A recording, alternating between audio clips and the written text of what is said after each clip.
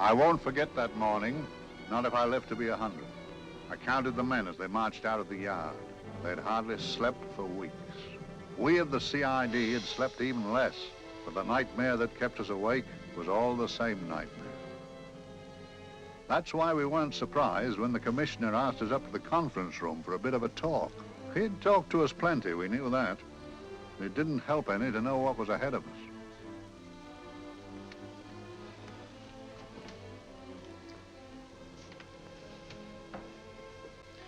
Must we have that window open, Gregson? Oh, shut it if you want to. Chief will be in enough of a temper without having a ruddy blast down the back of his neck.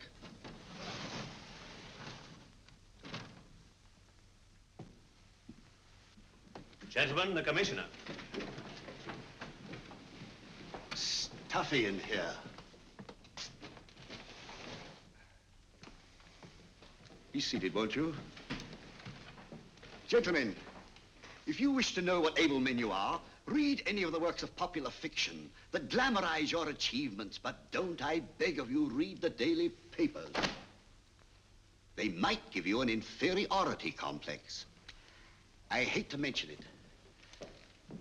but we're confronted with a series of the most atrocious murders since Jack the Ripper. And in the meantime, the CID might as well be playing at shove-hate-me for all the good we've accomplished. Now look. Here, here, and here. Each of these red flags scattered through the city stands for a woman brutally murdered, a woman's terror, a woman's death agony. These are no ordinary crimes. These are the works of a fiend who kills first and mutilates afterwards. A ghoul who hacks off a part of his victim body and carries it away with him, a loathsome souvenir of his butchery. 3 women murdered so far, and you haven't turned in one clue. You haven't given me one lead. Here you sit and wait for news of a 4th victim, with your arms folded.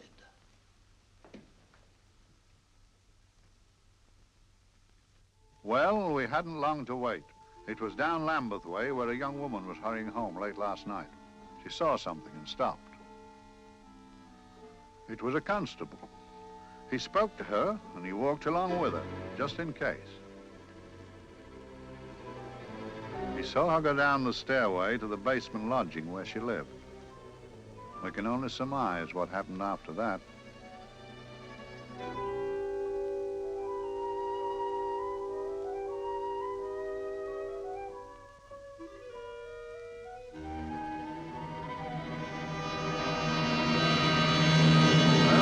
My pride in my pocket and went to see the man who'd so often helped out Inspector Lestrade and myself in the past, Mr. Sherlock Holmes.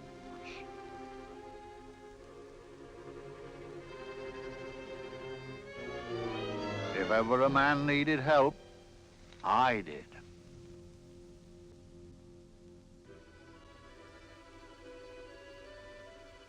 This makes 4, Inspector.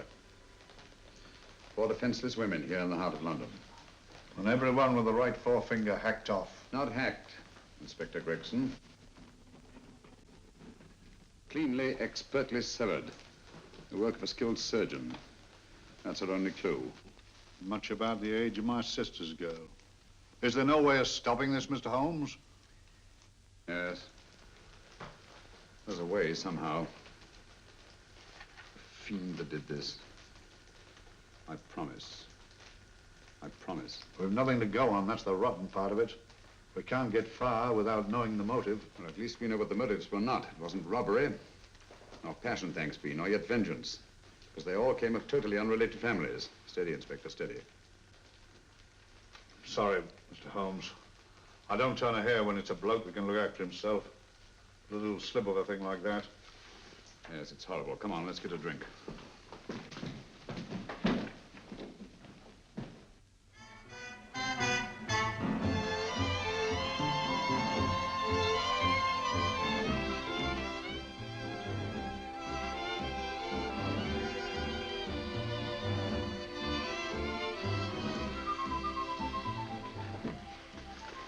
evening, Mr. Holmes. Evening, Vincent. Whiskey and soda, please, and a double for my friend here, Inspector Gregson.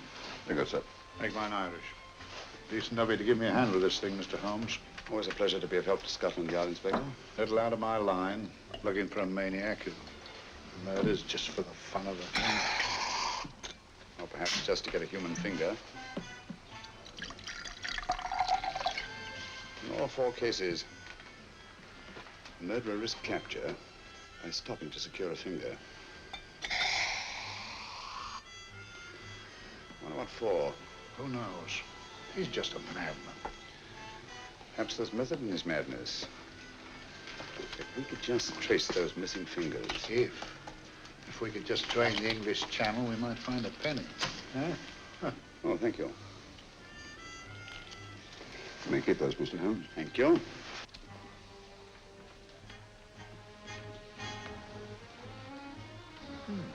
Sir George Finnick, isn't it?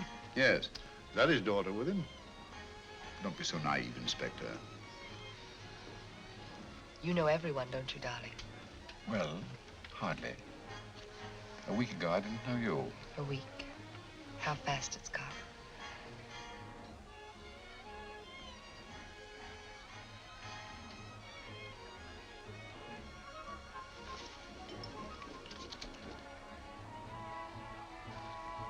I collect these things. How very quaint of you. Shall we go? Yes.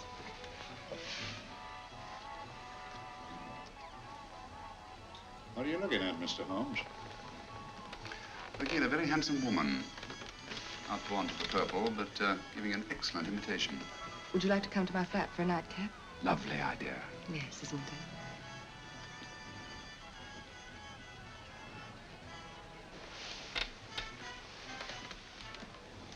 Wonder where she's taking Sir George Finnick. Don't be so naive, Mr. Holmes.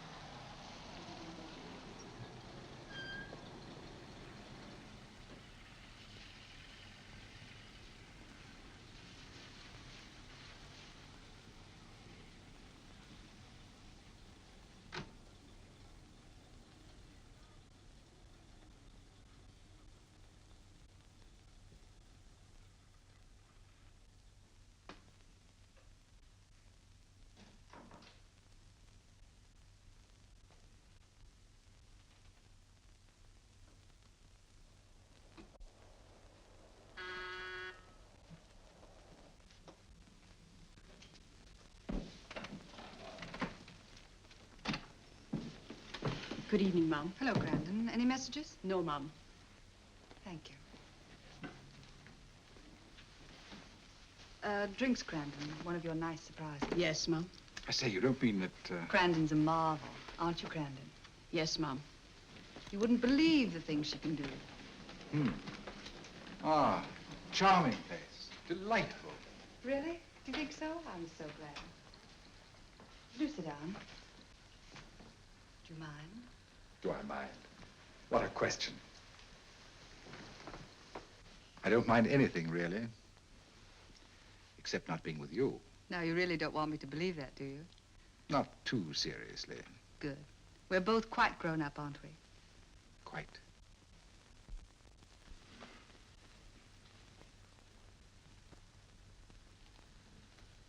You're a treasure, Grandon.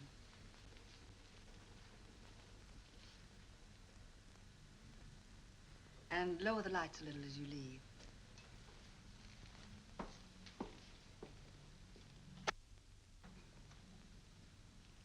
I prefer a more flattering light.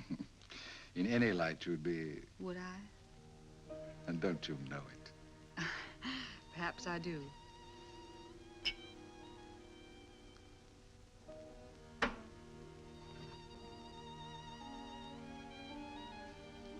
Oh, that priceless woman. You wouldn't believe it, but she's absurdly romantic. She loves dreamy music, and she thinks that we... But we do, don't we? Do we? Well, it's rather soothing, restful. Yes. And we all need rest at times, like tired children who played too long. You've played with wooden soldiers, I suppose. Funny. Hadn't thought of that for years. Toy boats were my special joy. Anything I could set afloat anywhere. Like this. And this. Toy boats sailing into the Never Never Land. The land of beautiful dreams. Look. Look, odd, isn't it, how the light is reflected? Little specks of light that move and move. Like stars on a slowly moving stream. You know, Holmes, I'm very sensitive to atmosphere. No? Yes, I can tell by the feel of this room there's been a murder committed here. It may interest you to know, my dear fellow, it was the other side of that door at the foot of the stairs that the poor girl was murdered.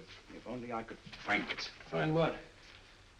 The one thing these unfortunate victims have in common that might give us a motive for these murders. There must be something. Another Jack the Ripper, if you ask me, a homicidal maniac. No, Watson. In the case of Jack the Ripper, there was one thing in common. His victims were all from one walk of life, living in the same section of the city. In this case, the murderer chooses his victims from all walks of life and from different sections of the city. No, my dear fellow, this is not the work of a homicidal maniac. It's something infinitely more sinister. You mean the creeps? What on earth are you talking about? Watson, I'm convinced that these murders are only incidental to some larger and more diabolical scheme. That may be, but why the severed fingers?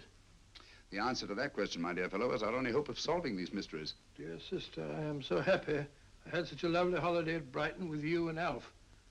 And I'm looking forward to being with you again. Poor little thing. Sort of raises a lump in your throat. I can picture her sitting here happily writing this letter. And I'm not bit realizing that she's shortly going to her death. Hello? Gregson. Oh, there you are, Mr. Holmes. I've been looking for you everywhere. What's happened? Murder in Edgware Road, not half an hour ago. Woman? Yes. And the right forefinger cut off clean.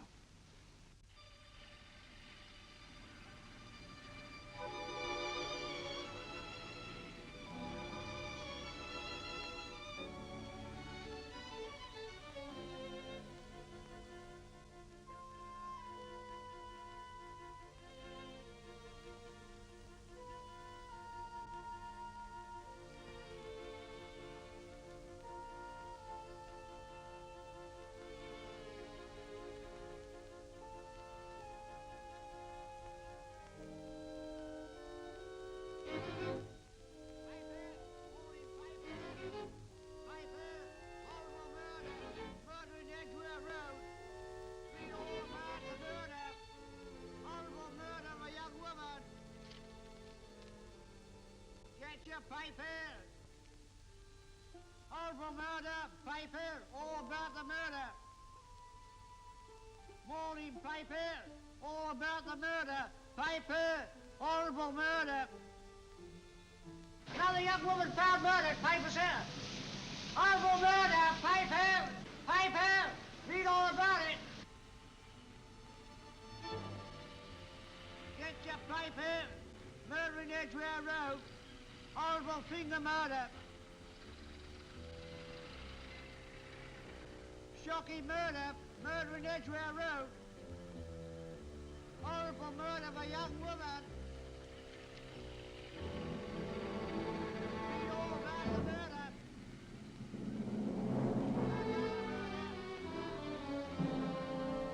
Only fancy, Mum. There's been another of those horrible murders. Dear, dear, how shocking. Yes, Mum. I really don't feel quite safe here myself. Oh, dear.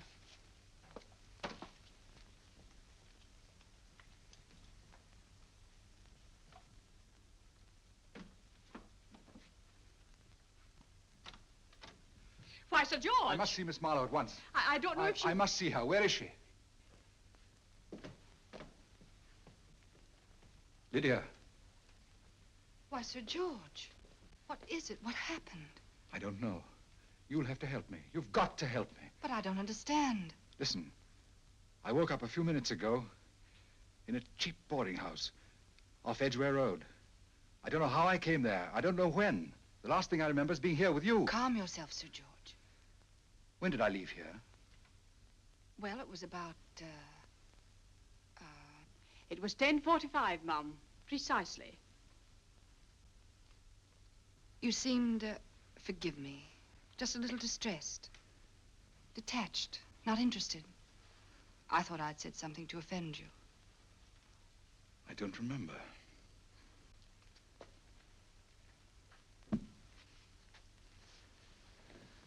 I can't remember. Tell me, has this happened to you before? Before? Well, there is such a thing as amnesia, you know.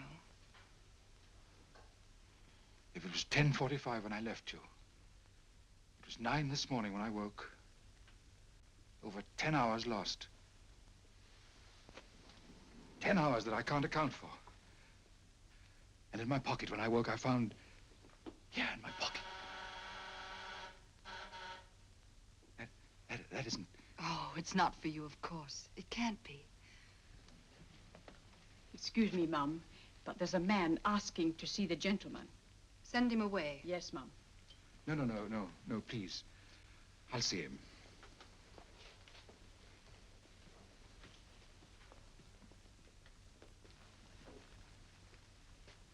Well? Delightful room. Not much like the place you woke up in this morning. You followed me here? Yes. Are you a detective? Oh, no. Quite the contrary. Don't be afraid, Sir George. You know my name? Oh, yes. A very old and highly honored name. And being the bearer of such a name, and also a very wealthy man, I thought you might care to possess yourself of this trifle. Rather than let it fall into the hands of the police. It is yours, if I'm not mistaken. The initials, GF. Where did you get this? It came out of your pocket. I saw it fall, but you never noticed. You were very busy, bending over something with a knife. Then you put something in your pocket.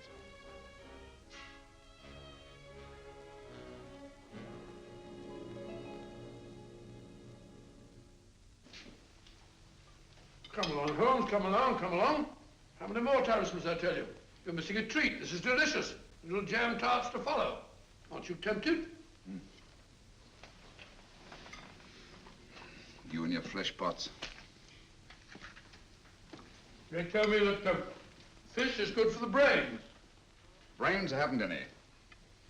You realize that a whole day and a night have gone by since that bestial affair in Edgware Road? I'm as much in the dark as ever.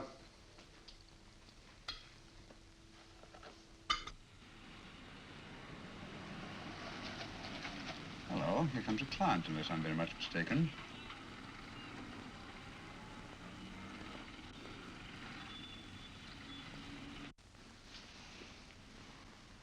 Well, attractive. Very attractive.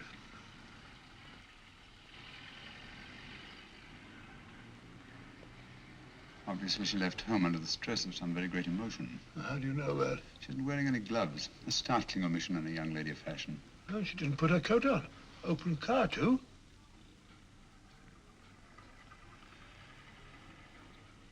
Furthermore, there's something in that bag she wants to show me. What makes you say that? The bag doesn't match her dress, indicating it was picked for size rather than style, to accommodate some bulky object. You amaze me, Holmes. What do you mention, my dear fellow?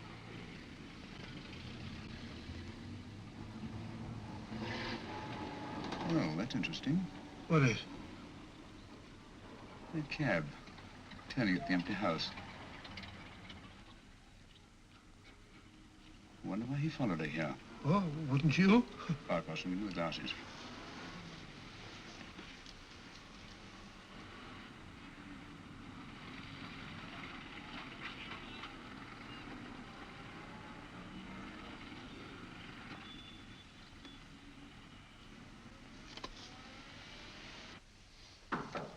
Well, we shall soon know.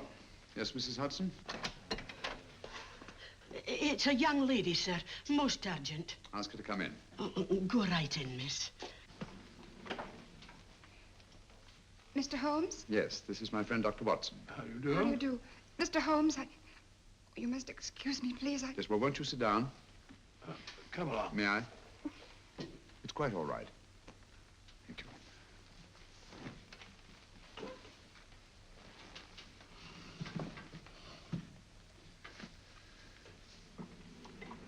Now try to control yourself, Miss Finnick. You're with friends.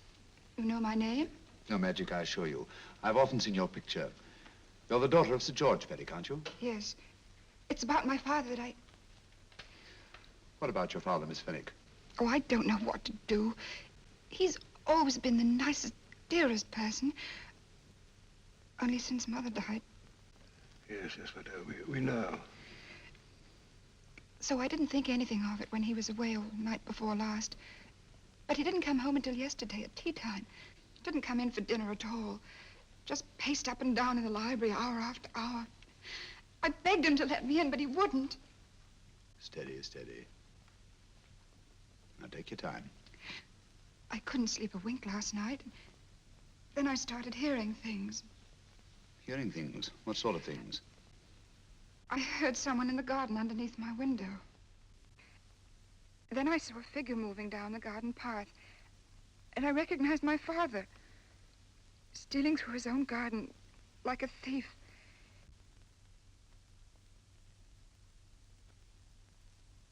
He had a spade in his hand. And he stopped by the greenhouse where he started to dig. This morning, at daybreak, I stole out into the garden and found this.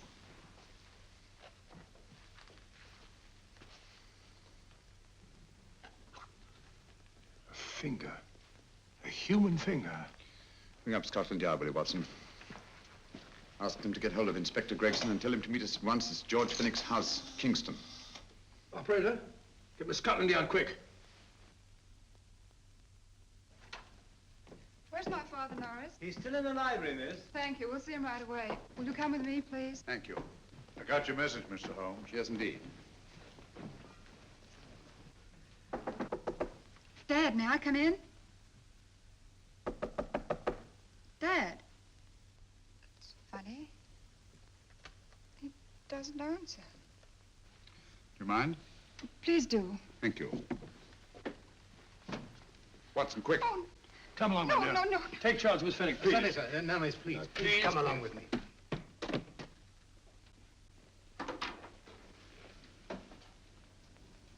Dead? Yes.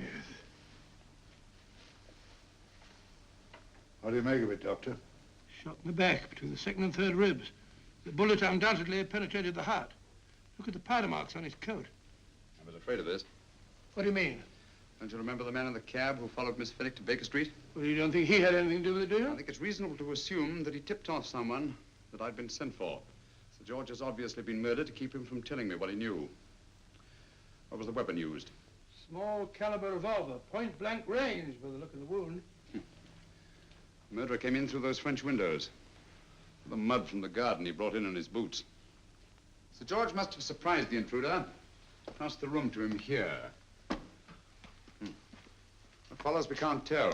But from the location of the wound, I'd say that he turned his back for a moment, and as he turned, the muzzle of the revolver was placed between his ribs and one muffled shot fired. And you mean to say he kept on going, even after he was shot? There's no doubt about it. Look there. The trail of blood leads us back to the desk. There's something Sir George was after. Something. I know. He was trying to summon help, poor chap. I don't think so, Watson. There's the bell pull by the fireplace. No, you'll notice from the trail of blood that Sir George made straight for this desk here. I wonder, there was something he was desperately anxious to get. Hello. His right hand's clenched. That's perfectly natural. Death agony. But the left hand lies open. Why only one hand clenched in the death agony? The right hand, the hand nearest the desk. Please note that. If Sir George took something off this desk, something so important that he spilled his last drop of blood to get it, I want to know what it is.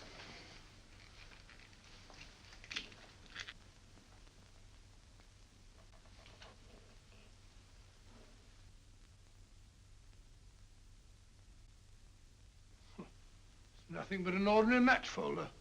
Where does that lead us? I imagine to something very important, Gregson. This match folder's from Pembroke House. Why shouldn't it be? He was there, you know.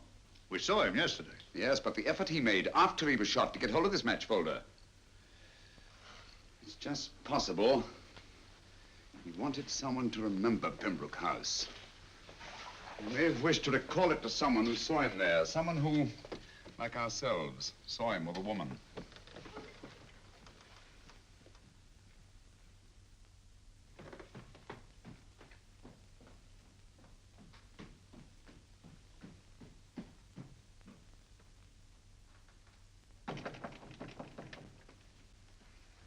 Come in. Oh, Dr. Watson, this came by hand for Mr. Holmes, not 10 minutes ago. Thank you, Mrs. Hudson. That would be the report from Mr. George's bank. Report from Sir George. Oh, really? Don't you remember his daughter told us that he'd just closed his account? Had it looked into at once.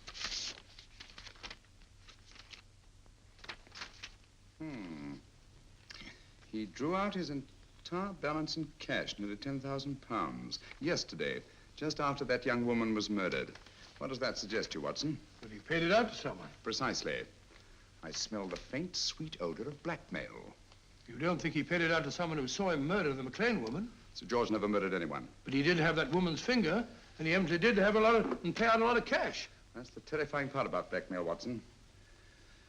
The victim is afraid to fight the accusation, no matter how false. Once the accusation is made, his name is smeared, and sometimes his life is ruined. Well, Sir George didn't commit these murders. What fiend did? I rather think they're not the work of any one man. Oh, come, Holmes. You don't expect me to believe there's a whole organization going about killing people and chopping off their fingers. No, it's possible, quite possible. Well, whoever's behind all this thing must be out of his mind. On the contrary, my dear fellow, if my assumptions are correct, this little scheme has behind it the most brilliant and ruthless intellect the world has ever known. You don't mean Professor Moriarty? I do. Oh, steady, Holmes. You've got him on the brain. This is the third time in as many months you've suspected him of unsolved crimes. He's dead, you know. Is he? Is he? You know he is. He was hanged in Montevideo, well, over a year ago. I know that someone was hanged in Montevideo under that name. But I'll stake my reputation that Moriarty is alive and here, now in London. Hello? Yes, Dr. Watson, wait a minute. You me? Oh, yes? This is Dr. Watson speaking. No, I'm afraid I've retired. I don't practice anymore. What? Oh, that's a different thing. An emergency case. Well, just a minute. Yes? Yes, well, see, she's not moved. Remember that? Don't touch her till I get there. Fractured case in McCardle's Mews. Heavy woman. 14 stone. Oh. Look at dust. 14 stone. Just the sort of person who would hoist herself up on a stool to feed the canary. There ought to be a law against fat people keeping little dicky birds. Well, so long, old man. I shan't be very long. Haven't used that bag since I brought little Amelia. What's her name in the world? She grew up to be a very unattractive child. Well, who wouldn't with a name like Amelia? Oh, Amelia. Amelia.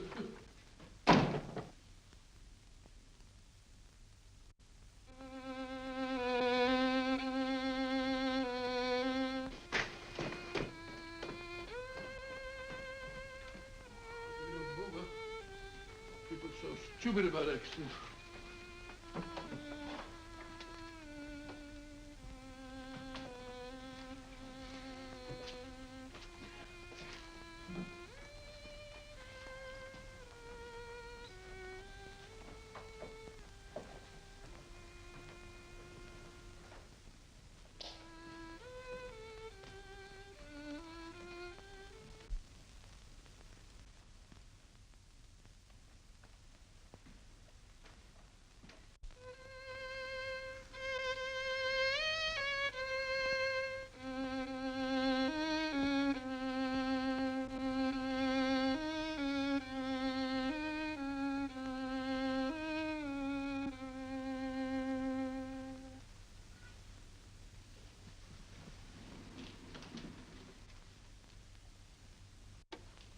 you, Professor Moriarty.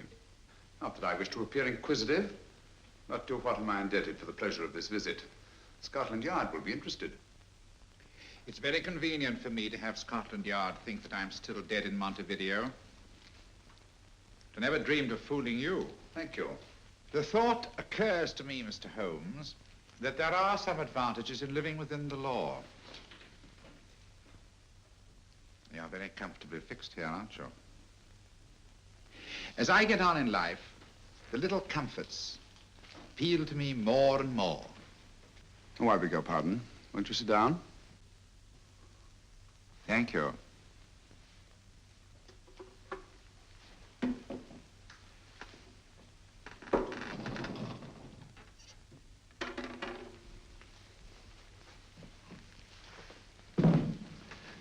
And now, Professor Moriarty, what can I do for you? Everything that I have to say to you has already crossed your mind. And my answer has no doubt crossed yours. That's final? What do you think? I shall not rest until you are hanged for the finger murders. You've no proof, you know. No, not a shred. But I have you. I could turn you over to the police here and now. You could. But if you did, you'd never see Dr. Watson again. Oh, the telephone call. Quite. I rather assumed you had taken some such precaution. Or I should have snatched up a revolver and indulged in a fit of heroics when you came in. Very smart, aren't you? Not smart enough. Or I should have anticipated you. But if any harm comes to Dr. Watson, I shall seek you out. I shall not rest until I find you, and when I do... No harm will come to Dr. Watson this time. But I can't answer for the future. Mr. Holmes, I should strongly advise you to drop this case. Don't be silly. Think it over. We've had many encounters in the past. You hope to place me on the gallows. I tell you I shall never stand upon the gallows. But if you are instrumental in any way in bringing about my destruction, you will not be alive to enjoy your satisfaction. And we shall walk together through the gates of eternity, hand in hand. What a charming picture that would make. Yes, wouldn't it? You know, I really think it might be worth it.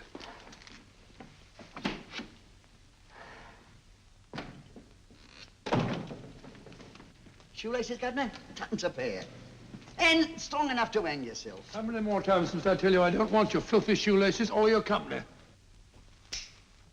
Shoelaces, Governor? Blasted impertinence. Run along, my good man, or I'll give you in charge. Shoelaces, Governor?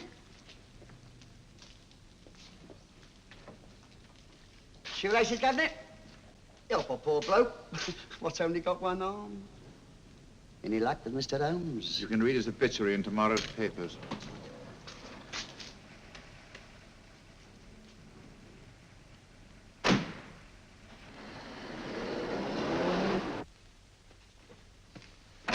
Oh, there you are, Watson. Come in.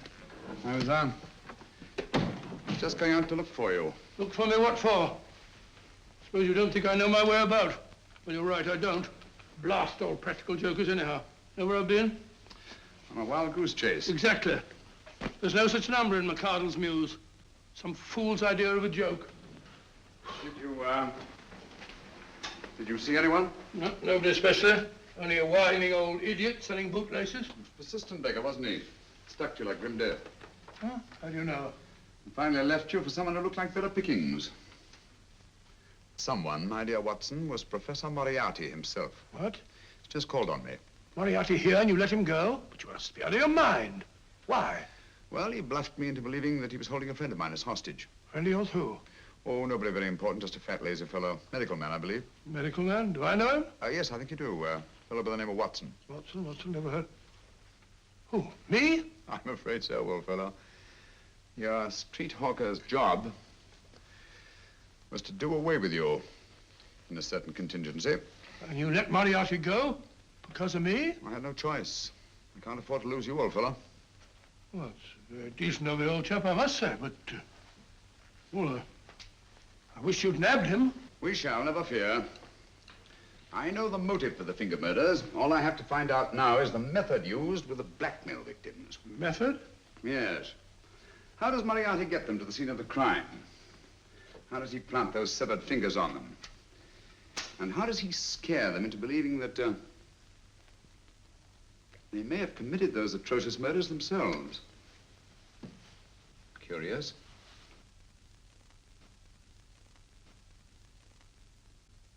Very curious. Huh? Curious? What's curious? That window in the empty house across the street. First floor front. Huh? What's wrong with it? It's open. Why shouldn't it be open? Well, it wasn't open half an hour ago. I'll stake my life on that. Well, it's not our business. Let it stay open. I wonder if you'd go over, old fellow, and see what's the matter. Oh, trespassing. Against the law. Very well, I'll go myself. Oh, well, if you're going to put it like that, ridiculous waste of time. Going about shutting windows at this hour of the night. Yeah, you better take this torch. Well, take what? Dignified job for a doctor. Dr. Watson, the torchbearer. And what do you propose to do? Sit in a comfortable chair, I suppose, and read a good book? That's a very good idea. Yes, a very good idea. While I play night watchman, you have a nice read. Mm-hmm. Good night. Have a good time. Have a good time? What do you mean, have a good...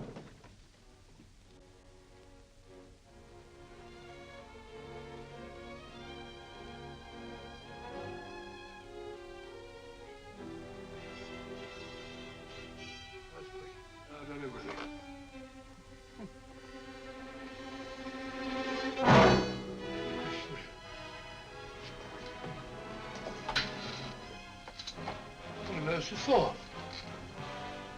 Oh, umbrella stand. Pretty little thing to keep about the house. Must have been a pet.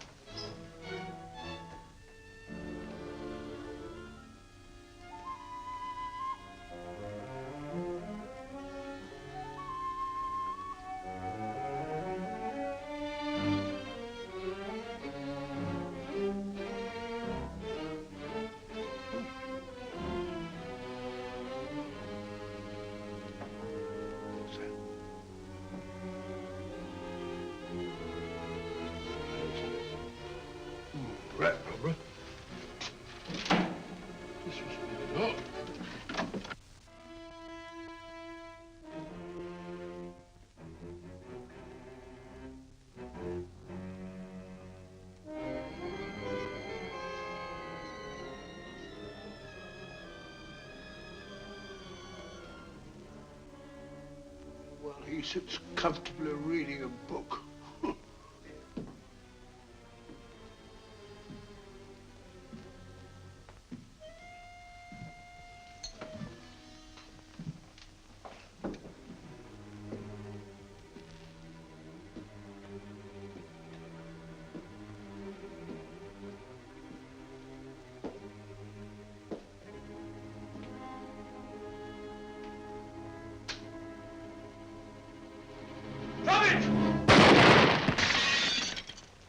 He killed Holmes! He killed Sherlock! Watson. You? But I saw him shoot you a second ago. Not me, my dear fellow. Merely the bust of Julius Caesar. Incidentally, you may have noticed that all through the ages, prominent men have prominent noses.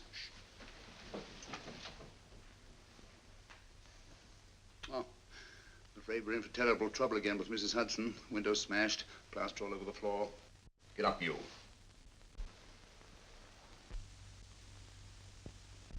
Corporal Williams, Middlesex Regiment. Discharged from the army as physically unfit. Yeah. Papers seem in order.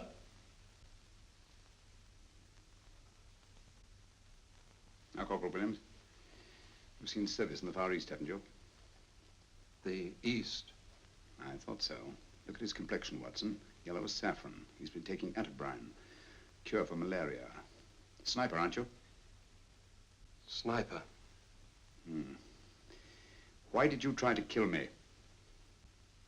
I had to kill him. I had to. Oh, snap out of it. Stop it, Watson. He's shamming. No, he isn't. Who told you to kill me? She told me. She told you? She told me I couldn't miss. Well, luckily you did miss, you murderer. He isn't a murderer, Watson. Listen, Corporal Williams. She told you you had to do it, didn't she? I had to do it. I've got it, Watson, I've got it. Got what? The method used in the finger murders. Well, what is it? Hypnotism, my dear fellow, hypnotism. And it wasn't against his nature, that's the devilish part of it. They picked a man for their purpose whose job was sniping. Who are they? Professor Moriarty and his finger murderers. Williams spoke of a woman. I think you'll find that she asked him home tonight for a drink. Nice quiet rooms, soft lights, music. You got it all pat, Mr. Holmes. What's the lady look like? Oh, up 30, nice figure, blonde, lustrous eyes. Oh, really? Got a phone number? Oh, so? Williams will give us her address. Look after him, Gregson. Don't let anyone come near him. He's our key witness in the finger murders. Well, I hope you're guessing right, Mr. Holmes. Get up, Williams. Now, go with Inspector Gregson anywhere he tells you. Come on. Yeah. Ring me as soon as he comes to himself, will you? I will. Good night, gentlemen. Good night. Well, if you believe that fellow Williams was hypnotized, I suppose you think Sir George Finnick was hypnotized too. Yes, I'm quite sure of it. Have a cup of tea? Thanks, old boy. Nothing to eat. Well, why didn't these people make Sir George do the murder himself? Because they didn't want to get him hanged. They wanted to blackmail him. Well, who do you think the actual murderer is? One of Moriarty's gang. A diabolically simple technique. Kill a woman. Yes, but why cut off the fingers? My dear fellow, don't you understand? The severed finger is what links the blackmail victim to the murder. He wakes, finds the grisly thing in his pocket. He doesn't know how it got there. He's no idea that he's been hypnotized. For all he knows, he may have committed the atrocious crime during some dreadful lapse of sanity. In that state, when he's utterly demoralized, the blackmailers take over. Is that it? Undoubtedly. You see, they swear that they saw him commit the murder. And being human, the victim will pay anything rather than stand trial on a charge that will make his very name loathsome. Oh, it all fits in if you believe in hypnotism. The only possible explanation. You think the hypnotist is that woman with the blonde hair, the lustrous eyes, the woman you invented? I didn't invent her. I saw her. What on earth are you talking about? That woman, my dear Watson, was with Sir George when he left Pembroke House. I saw her there. I shall see her again, and Williams will lead me to her. That's why it's so important to keep him safe. He will identify her.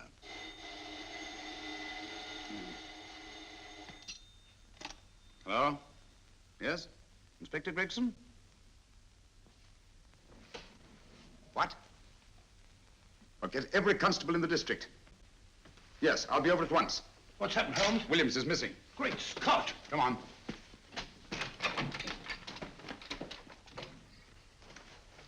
Lorry crashed into Gregson's car. During the confusion, Williams disappeared. Escaped, eh? No, kidnapped. To keep him from talking when he came to. You don't think that Moriarty... Moriarty? Anything is possible.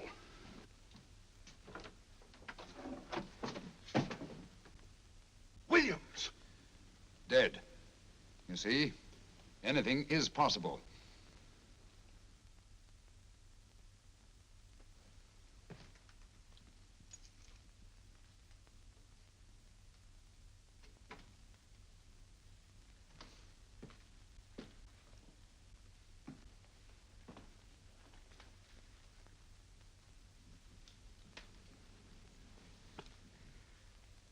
Oh, good morning, Professor Moriarty. You startled me. I'm dressing another dolly, a dear little nurse. Is there anything wrong with your finger? Just a splinter. Nasty thing, splinters. Most trying. One can't be too careful, but I'll get it out for you. I have the very instrument to help you. Sharp enough to split a hair. Put those tools away until they're needed. But they're not tools, sir. They're instruments. Put them away. Is Lydia in? Yes. But really, you should let me. Get dressed. Holmes and Watson just left Baker Street for the Mesmer Club. Mesmer Club?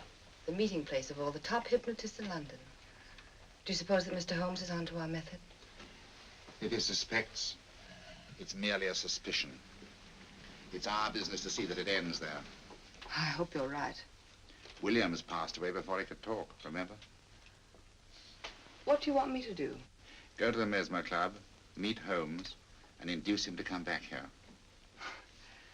Isn't that a bit dangerous? Every meeting with Sherlock Holmes is potentially dangerous. However, you say he didn't see your face at Pembroke House. And how would you suggest I get Mr. Holmes to accompany me here? Kidnap him? Oh, no. Holmes has one weakness, his insatiable curiosity. If you can arouse that, you can lead him anywhere. It's up to you to take advantage of any opportunity that may arise. This way, please, gentlemen. I'll tell Dr. Onslow that you're here. Thank you. And this is the Mesmer Club. If you ask me, hypnotism is a lot of mumbo-jumbo. Oh, come now, Watson. As a medical man, you must admit that hypnotism has its place in modern science. That may be, but 90% of hypnotists are crooks of the worst kind. Nothing more than a lot of charlatans exploiting weak-willed morons. Ah, Dr. Onslow, I believe. Happy to meet you, Mr. Holmes. Your brother Mycroft suggested I might be of help to you. He's a valued member of our little group of charlatans and crooks. Oh, beg your pardon, sir. I didn't know you were listening. Behind the curtain. My friend, Dr. Watson. Oh, delighted. How do you do? I wonder now. You see, we're in the midst of a little experimental session at this very moment. If you'd care to join us. Oh, certainly, certainly. That'd be very instructive. Oh, well, will you follow me? Thank you. Why should I know somewhere behind the blasted curtain? In treating his patients. But today, the therapeutic value of hypnotism, as we now call it, is conceded by innumerable physicians. Especially is it of value in surgical cases where the administration of local or of general anesthetic is inadvisable. Inadvisable poppycock. Oh, sorry. For the sake of latecomers, I may say that I have placed this subject under profound hypnosis. In this condition, he can feel no pain, even under applications which normally would be excruciating. Excruciating? You excuse me, please. Carter, you are having a peaceful sleep. You feel nothing. Your arms and your hands are without sensation. Mowbray, the long needle.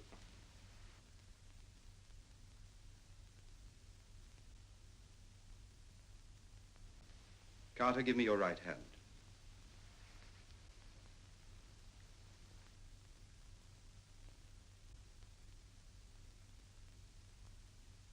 As you observe, the needle has been thrust completely through the subject's hand. No feeling, no pain. This lack of feeling is the one infallible test of profound hypnosis. Nonsense. Fellow's full of drugs. Oh, isn't he? Definitely not, Doctor. Wake up, Carter, wake up. You feel well and rested, remember. No pain anywhere. Wake up, wake up. I say, when are you going to begin? All through, Carter. Stand up. This way, sir. And, are these all the people that come here? Oh, no. Others keep dropping in all the time. I suppose it's all right for those who believe in it, but of course, I'm a professional man myself. Then you don't believe in hypnotism, Dr. Watson? Oh, I don't deny that there are certain types of hysterical, feeble-minded people who go under if you point a finger at them. But anyone with an ounce of character... How right you are. You see right through our little artifices, don't you, Doctor? Right through, my dear sir. Right through. Quite so. But with the feeble-minded, as you say...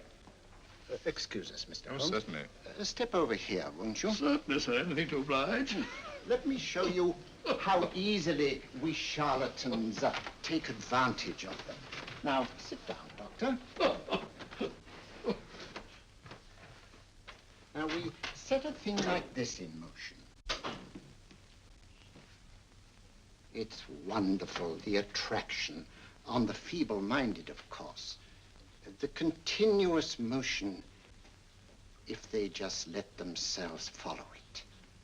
Of course, you could stare at it till doomsday, Dr. Watson, with no effect at all. Still, it might make you a little drowsy, like the white ribbon of road at night when you're driving.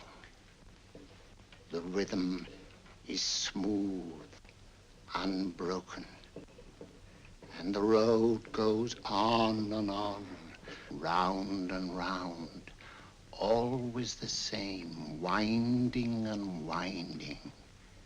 And you're drowsy, you're tired. Let the road come into you, as it were. The long road, the smooth road, the road to sleep. Sleep.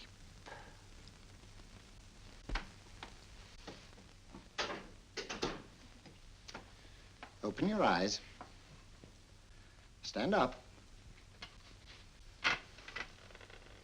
Turn around.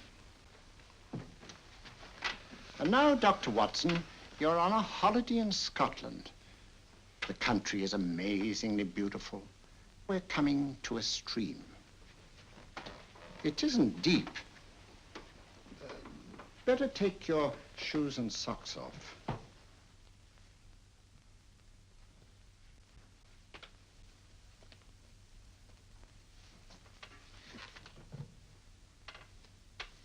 Roll up your trouser.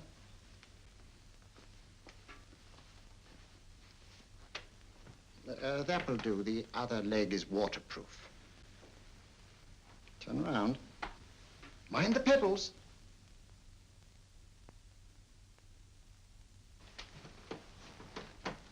Sit down.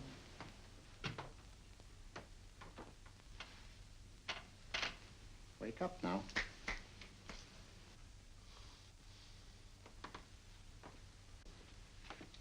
Yeah, you see? What did I tell you? It didn't work with me. Why, nobody with an ounce of character.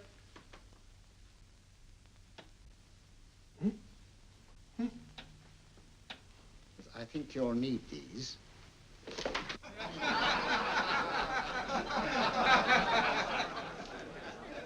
Nothing to laugh at. Watson, she's here. Oh, the woman you're looking for? Yes, I'm going to meet her.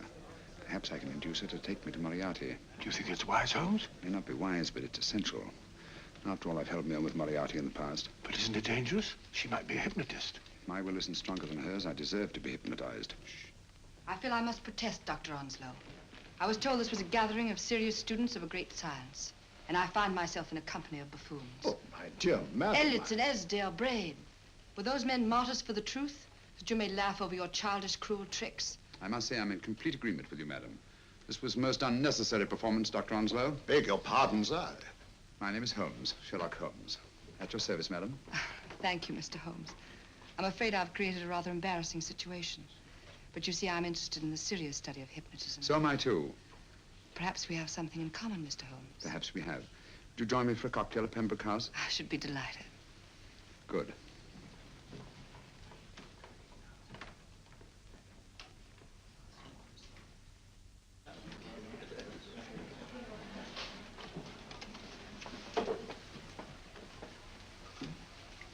Thank you. I didn't know there was such a pleasant place in London. It was so nice of you to suggest our coming here. I thought a little pick-me-up would do us good. You mean you thought I looked... I like the way you look. Thank you. I suppose I did lose my head a little at the Mesmer Club. But you see, hypnotism is almost a religion with me. I know so well what it can do to help, heal. And I can't bear to see it used for trivial purposes. I know very little about it. That's why I went to the Mesmer Club. You see, I'm rather puzzled just now with the case that I'm working on. How fascinating. Tell me about it. It's the murder of Sir George Finnick. Finnick? Who's he? Quite a well-known figure.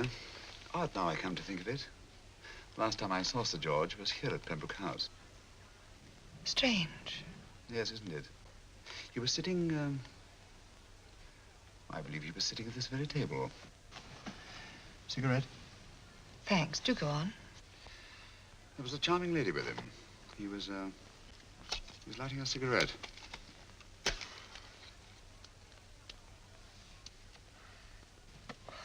Charming. Did you see her face? No worse luck. Merely her back. How unenterprising of you. Yes, wasn't it? Afraid I'm getting a little older. I shouldn't say so. That's nice of you. Still, the first time in my life, I've got hold of a case that's beyond me. I'm actually losing sleep over it. You know, Mr. Holmes, I believe I could help you. Really? I should be very grateful. You're amused. Oh, merely skeptical. How would you go about it? I've used hypnotism more than once in healing. Not for profit. I'm not a professional. But I do think I could help you. If you'd care to... I can't think of a pleasanter experience.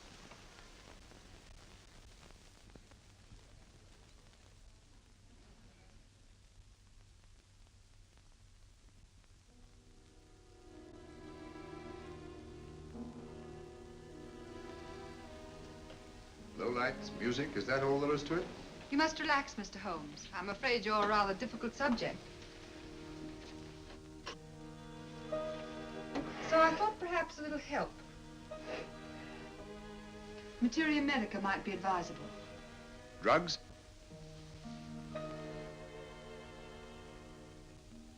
No, I'd rather not, if you don't mind. As a matter of fact, I'd rather not myself. But Schrenk-Notzing, he practiced in Munich, you know. Believed it the best means for difficult subjects. Do you mind?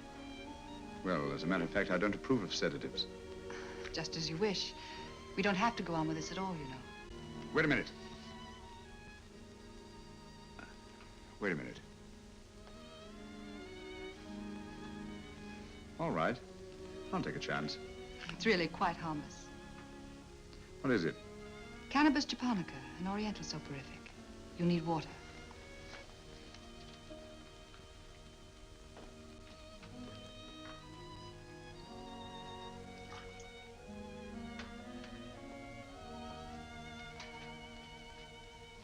Thank you. Now sit down, Mr.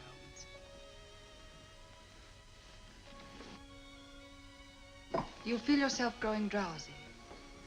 Don't fight it. Give in to it. Because you do want to sleep, you know.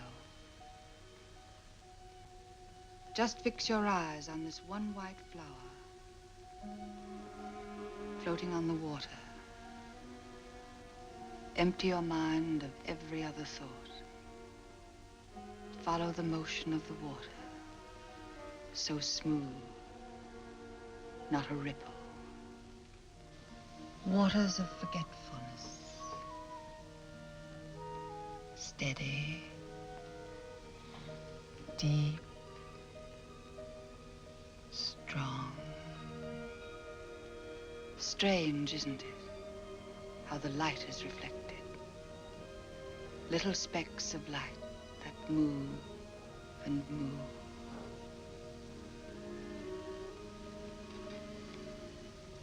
It's restful here. It's peaceful. It's friendly. And you're very close to finding what you're looking for. You'll find them soon now. The guilty ones. When you're rested, gentle waters closing over you. Steady, deep, strong. Drawing you down, down, down.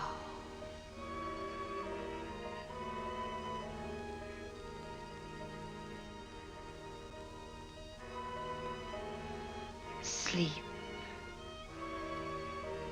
Sleep. Sleep.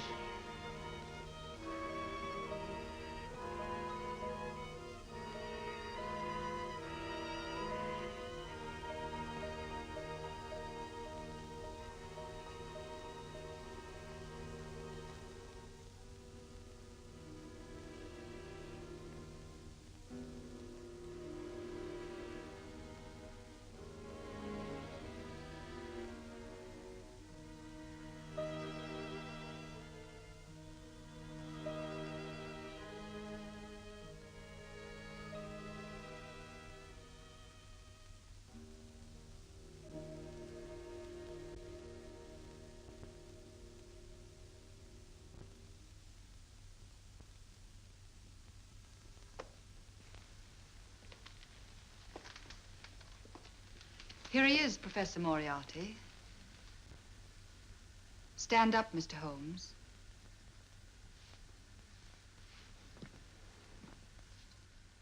Open your eyes. Face this way. Are you satisfied? We are dealing with a clever man. He may be shamming. There's just one infallible test for profound hypnosis. You ready, Dr. Simnel?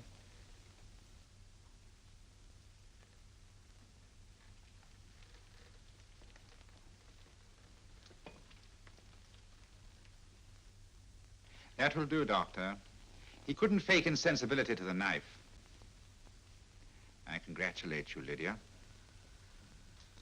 Turn round, Mr. Holmes. Now walk to the desk.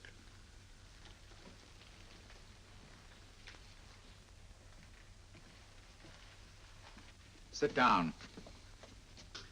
Take that pen and write what I tell you to write. I have at last found a case which I cannot solve.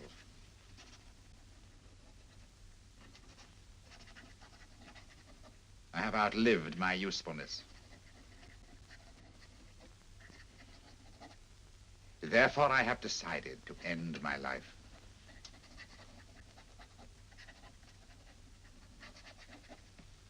Sign your name.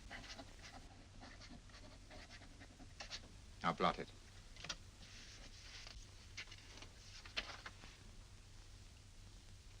Fold it up and put it in your pocket. Come, Mr. Sherlock Holmes. Go out onto the terrace. But it won't look like suicide, sir. I'm sorry, but Mr. Holmes' injuries must all be self-inflicted. Let's walk a little, Mr. Holmes. It's so pleasant here in the garden. Just step up here onto the terrace. It's a nice, broad terrace. Now turn to the left and walk slowly to the end of the terrace.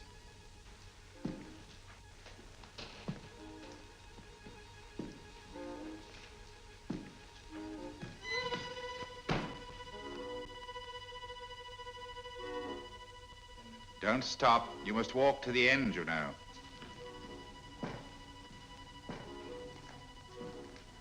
The end leads to an open doorway. You can pass through it in perfect safety. In the room beyond the doorway, you'll find what you've been looking for. Must you drag this on? This is the moment I've been anticipating for a long time, my dear. Go on, Mr. Holmes.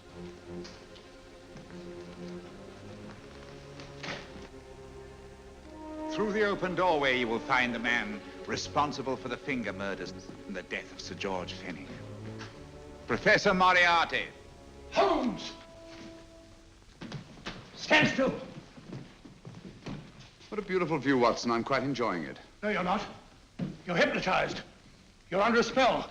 Stand still. Don't move. Steady, Holmes. Steady does it. Stand perfectly still where you are. Nonsense, Watson. You don't know what you're doing. Of course I know what I'm doing. You mean you're not hypnotized? Certainly not. Then get off the wall, you idiot. Oh, look out! Holmes! Oh, Dear fellow. What were you doing up there? Holding the fort until you arrived. What kept you? Well, I ran into a spot of trouble on my way to Scotland Yard. I was arrested for exceeding the speed limit. Your luck seems to hold, Mr. Holmes. I'd hardly call it luck, Professor. You see, I substituted a drug of my own for the one that this dear lady pressed on me. You are clever, aren't you? A drug that, although it leaves the subject conscious, renders him quite insensitive to pain. That accounted for my lack of reaction to Dr. Simnel's knife. Well, Gregson, quite an impressive haul. Even Inspector Lestrade himself couldn't have done any better. Thanks, Mr. Holmes. Take him away. All right, put her in the van. I was right, Mr. Holmes. You are a difficult subject. Thank you. And now, Professor, our score is settled. Au revoir until I see you on the gallows. The rope has not been made that'll go around my neck. Come on.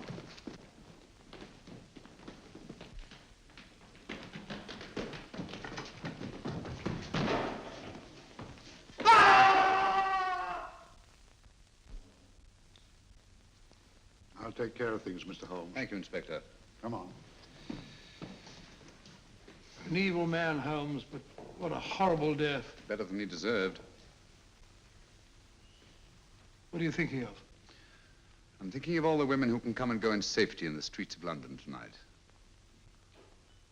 The stars keep watch in the heavens. And in our own little way, we too, old friend, are privileged to watch over our city.